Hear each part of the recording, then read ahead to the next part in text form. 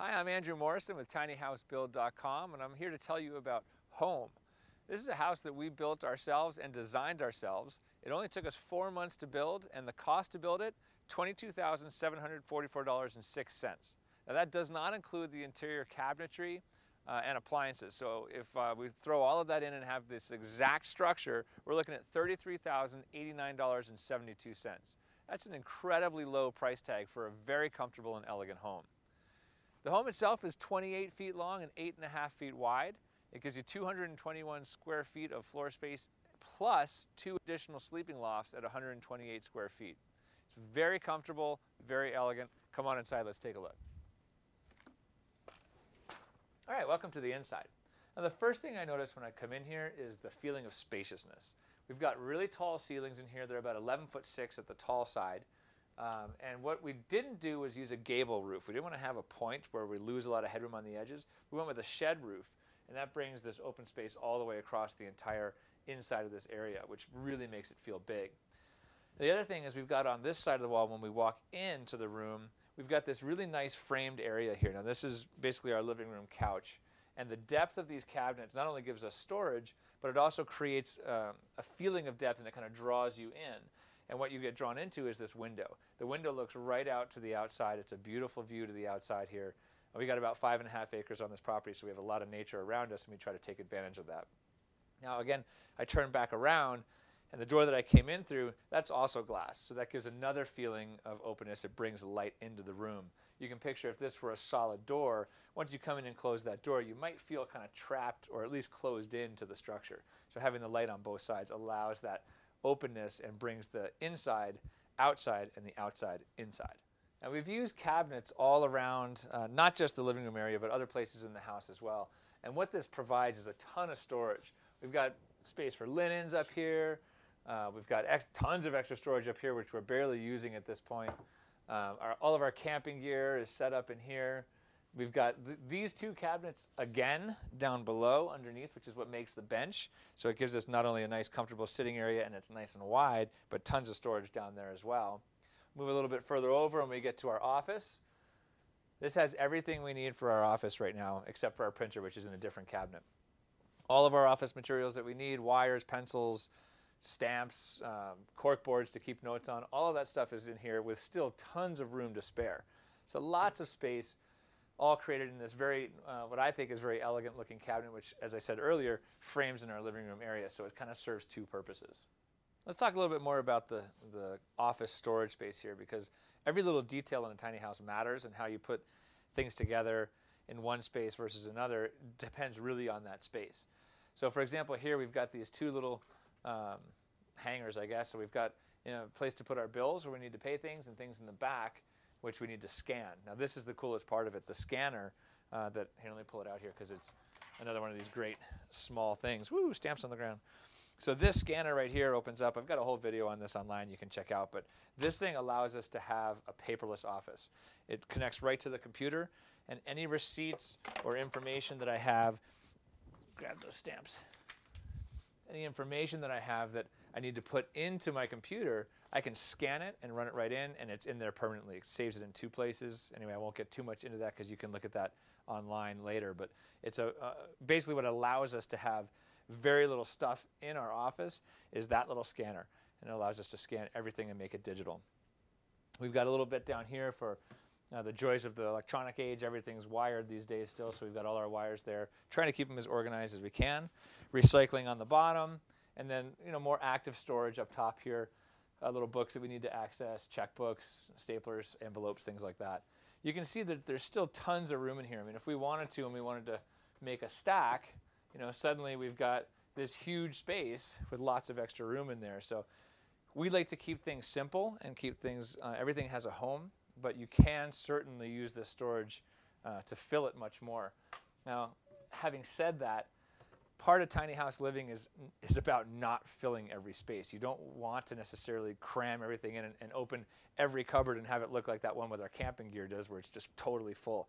That doesn't work for us energetically. We like the simplicity and the openness that we get with this kind of space usage. So in terms of having extra space and keeping things simple, I got a great example here. We have a couple notebooks in, in this entire cabinet and a little box in the back. There's really nothing in here right now, which is nice. You know, if we need to have storage for extra things, maybe holiday things or something like that, where maybe we have them for part of the year but not all the year, it's nice to have an extra space to put those things.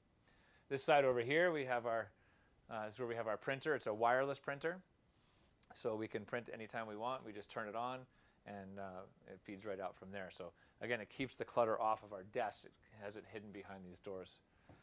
Here's our office. This space here, we use laptops. So this is Gabriella's side. This is my side here. Again, paperless office, so super simple. It allows us a lot of comfort. And you can see down below here, there's a couple details here. Let me move this chair so you can see. The first thing is this, what looks like a cabinet down here is actually the wheel well. Keep in mind that we're on a trailer here. So this is where the wheels rotate in here, and there's enough room in here for the wheels to move freely while we're driving if we choose to take it on the road. And it's all flashed properly, so we don't have to worry about it ruining this wood. We've got our electricals down here, so we can run our wires down through the top with these little cable organizer deals and keep a simple, clean desk on the top here.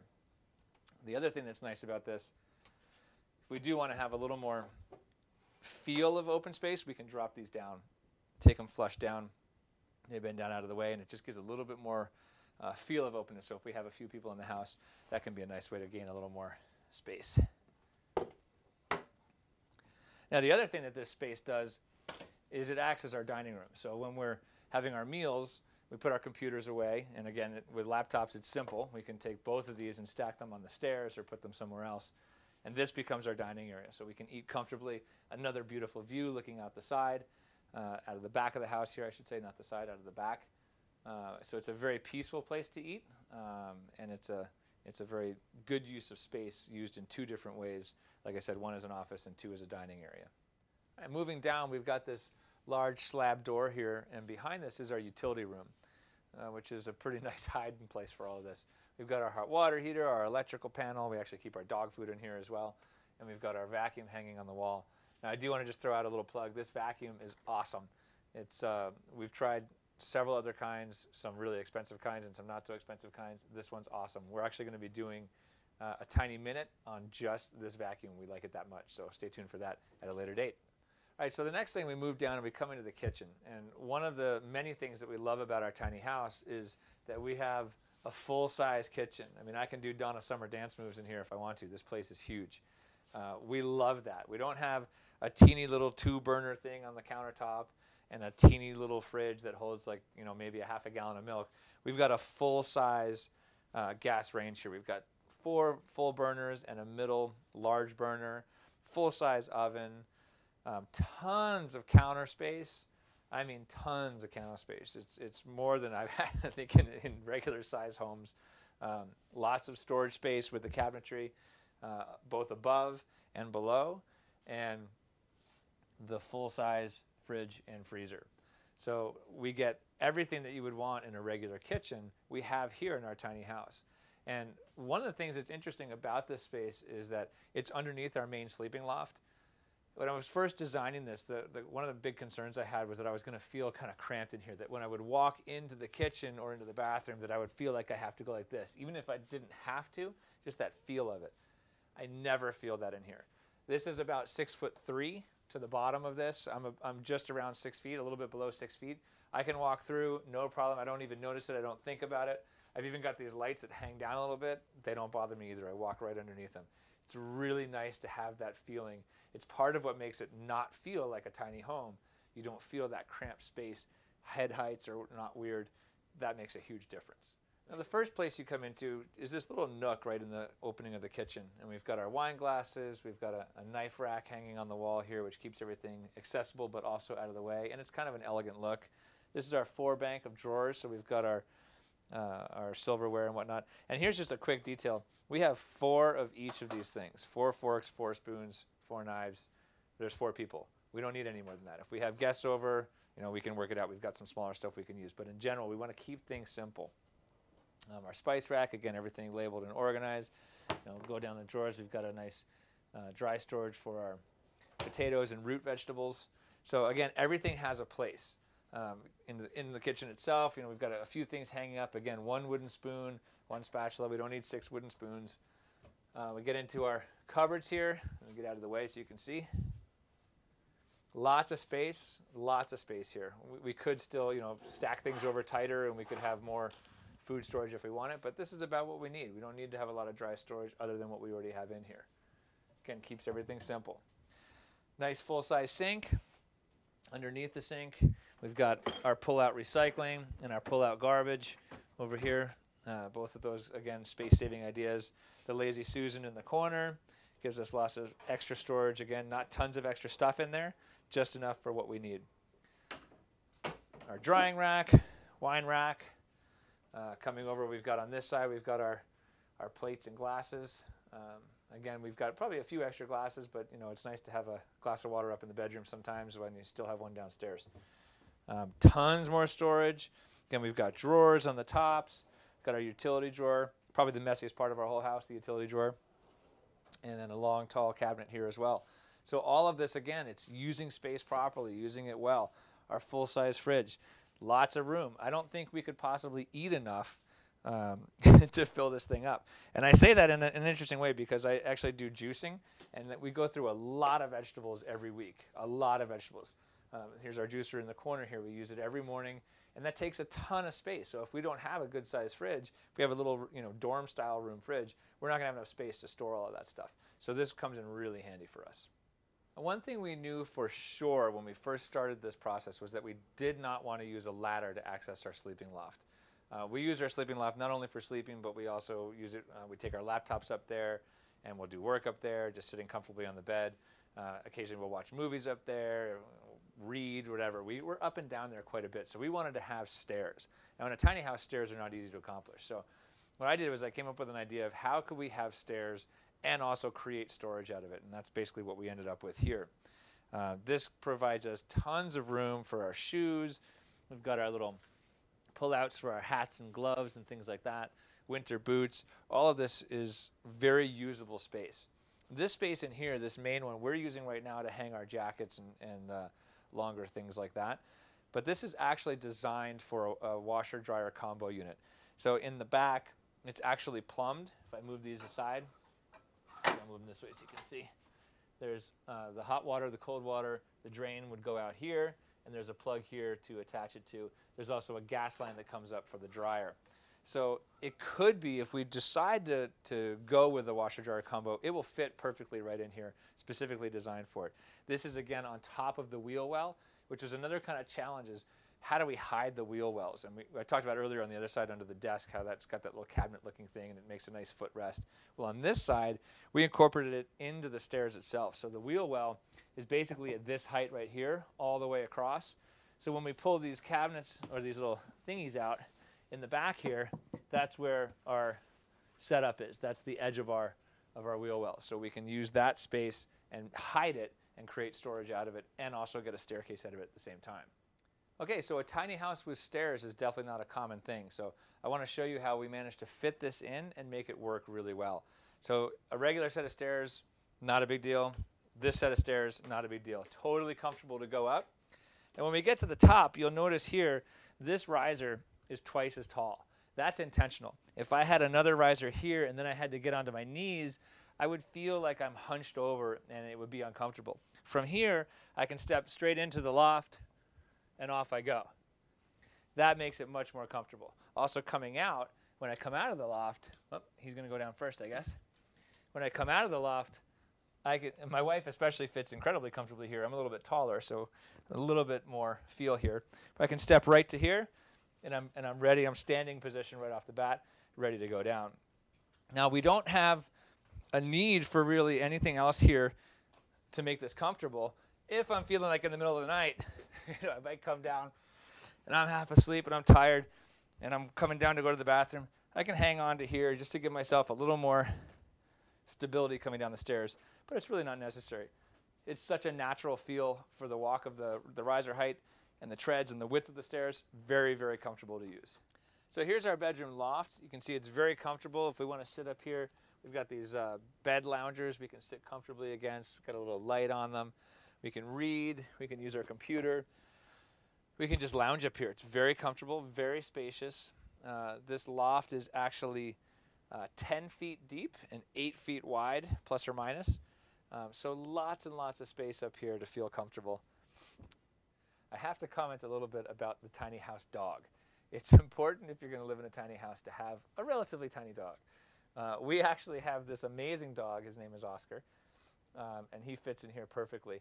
We also house sit or dog sit for some of our friends, and there are times where we've had Oscar plus 2 other dogs, and those other dogs happen to each be about 80 pounds. That starts to get a little tight in a tiny house, but it's doable. That's the good news. All right, so over here, back to the house, we've got our 2 sets of dressers here. This one on this side is Gabriella's. This on my side, on this side is mine. And everything we need for our clothes, other than what we have hanging downstairs, are in these 2 dressers. So again, it's not just about living in a tiny house, it's about downsizing all of the stuff that goes with it. So I don't need 6 pairs of jeans. I need maybe 2 pairs of jeans. In fact, I pretty much only wear 1 because they're my favorite jeans. All right, so again, organization goes a long way in a tiny house. You can see here we've got these little organizing bins that go into this bottom drawer. So this allows me to have my socks and my handkerchiefs and my underwear and my belts and everything organized and easily accessible. Other than that, it's basically just regular clothes and shelving all the way up. Again, simplicity. We don't want to go with tons and tons of shirts. I don't need 45 t-shirts. I need enough t-shirts to be comfortable with and leave myself the extra space. It feels better to have the space than it does to have the extra t-shirts. That's what my opinion is, at least. So again, we're keeping everything simple and everything clean lines. I want to show you over here. Again, windows. We've got a window, a thin, small window, which looks out, and it gives us a nice view, especially when we're lying in our bed. We can look out and see the treetops here. Nice, simple shelf. Again, trying to keep things with clean lines and just some simplicity. Now, from this window with a nice, simple line here, we come across to the side of the house. We've got another window which looks out, which again brings more light into the room and gives us an open feel. And as we come even further around behind where I was sitting earlier, we've got another window which looks out to the front of the house. So all of this glass, and even though they're not huge openings, it's enough to give us a really open, spacious feel, which is really important in a small house. Another thing that really goes a long way is the white of the walls. We're not using wood. A lot of tiny houses have that sort of tongue and groove pine wood, which is a beautiful look if that's what you're into. For us, we wanted the cleanness of the white. It reflects light, it opens the space up, it makes it seem brighter and bigger. So that was a big detail for us as well. Now, loft head height is always something that's important to consider. I spoke earlier about a gable roof that comes to a peak like this. Now, you may have a lot of headroom right up in this peak, but down on the sides, on both sides, you don't really have any headroom at all, and you're spending the whole time crawling around low with your back down low to the ground. It's not very comfortable. You can see where I'm sitting now, my head is in contact basically with the ceiling, and that's not too bad. It would be a little uncomfortable if I spent a lot of time sitting over here. The good news is this is the lowest part of the ceiling over here. This is as low as it gets in our sleeping loft and in the other secondary loft as well. So I come across, and now I'm over here. I've got lots of room, lots of comfortable headroom. It doesn't feel cramped. It doesn't feel closed in. And again, that's because it just continues to rise up the slope of the shed. And I don't have to deal with a rise and then a drop and have only the center of my room right here where I'd have my comfort zone and everything else drops off. So the shed design makes a huge difference in opening up the space. Now when we come down the stairs, we've got a ladder here which is set up to get to our secondary loft. Now we knew we wouldn't be able to fit 2 sets of stairs in, so we opted to go with a ladder here. This space over here, our secondary loft, this is what we call our tiny house lounge. And it's amazing what a bunch of pillows can create. It's so comfortable up here. We have our TV up here for watching movies. We don't have TV connection, but we do watch movies here. Have my guitar. We can sit up here and read. It's another space we can use our computers in if we want to do some work up here. It also acts as a guest bedroom, so when we have other people come in to stay with us, they can sleep up here. Now this is with all the pillows, it feels a little bit, not tight, but it feels a little bit like if you're sleeping right here near a roller, you might go off the loft. But the reality is this is actually a very comfortable loft size. You got 8 feet wide, and it's a little bit less than 6 feet deep when you get all the pillows out of here. So it's pretty comfortable for sleeping in. You can move the pillows out of the way and sleep nicely against the wall, no problem at all. So again, we're using the windows to bring light and open the space up. We've got a window to the front, which matches, you probably saw from the outside, the 3 top windows kind of match. Got a window on the side here, again bringing light in, and it's an operable window. We can slide it open and closed. Then we come across out over the top of our living room and dining room area, and we've got a long, thin window out there.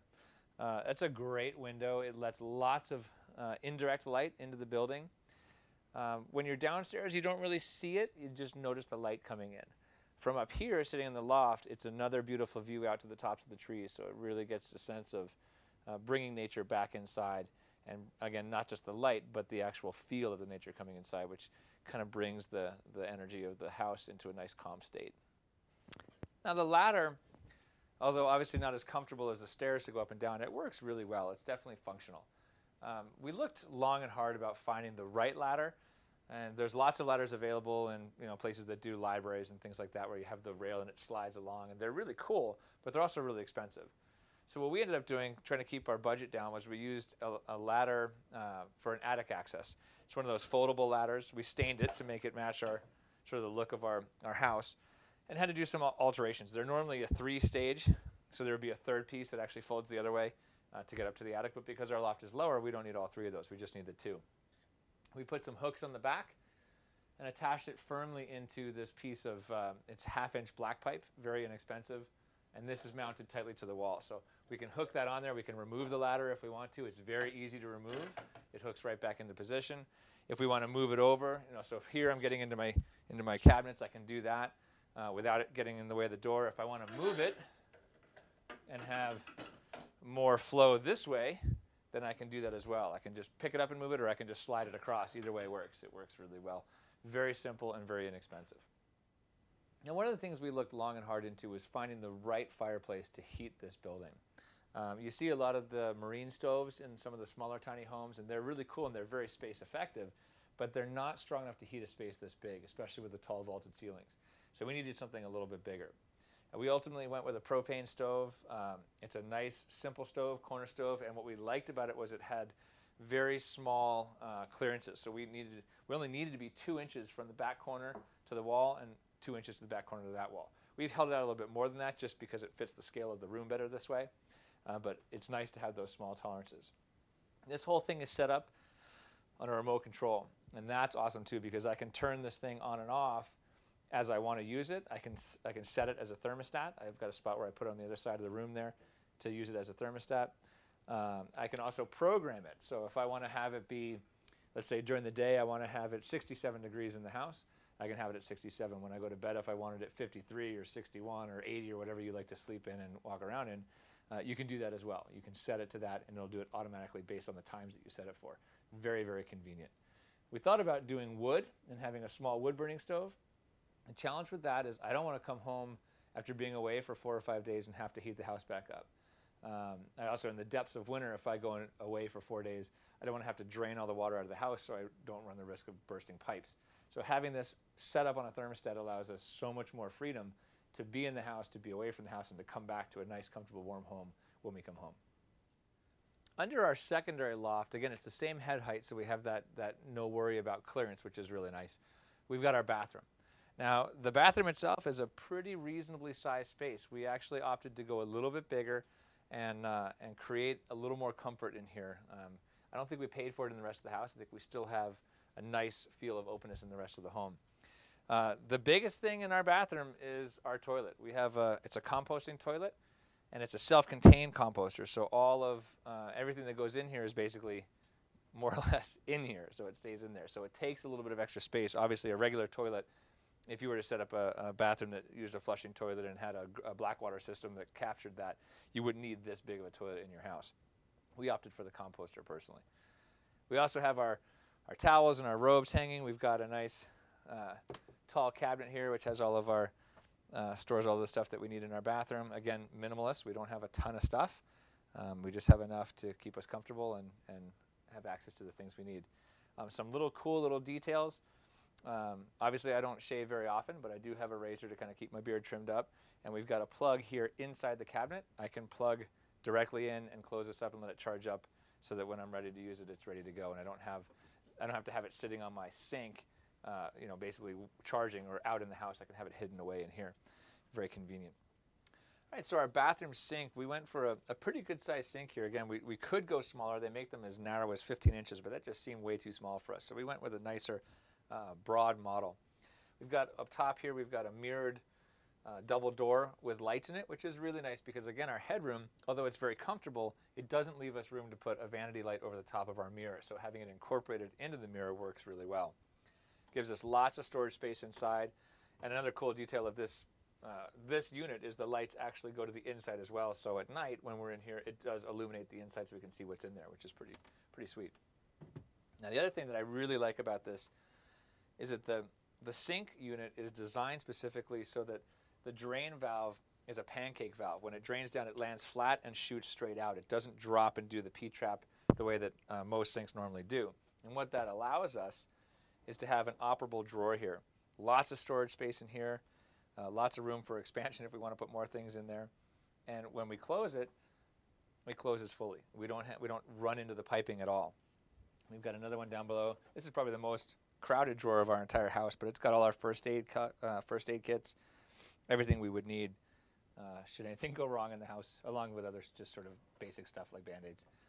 Very, very good use of space right there. Very comfortable. Over here, right next to it, we've got the shower. I'm going to jump across here. Now on the other side of the wall from our bathroom sink, we have our shower.